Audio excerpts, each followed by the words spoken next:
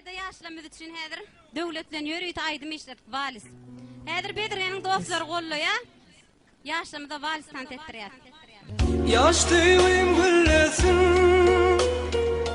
Saylan tayın süysün,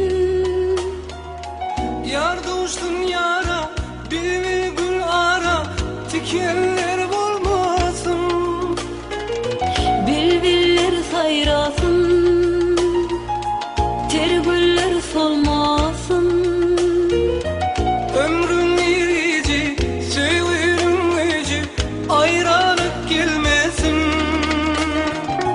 Maşuk gönlün sani, bakcanın bağı, pasıllar yadı, hiç kaçın dinmesin. Asman ay gün nurun saçtın, aşıkla seçtin, süve şadlık versin. Boy süvi güllesin.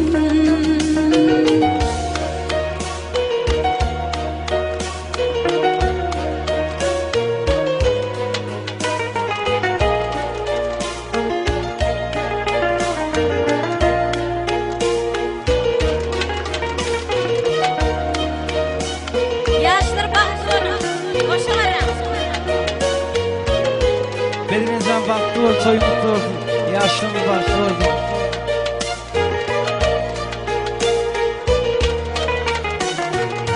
Maşuk kalbim şadı, Minne sevim badi, senseyin yarım, dünyada varım, sevgilim şayadı. Yüreğim halani, bulmasın vadani.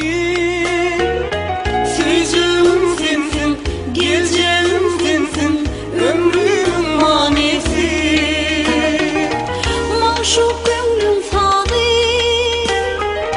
bakcanın bağı, pasıllar yadı, hiç kaçan dinmesin. Asman ay gün nurun saçtın, ay şöyle seçtin, süve şadlık versin.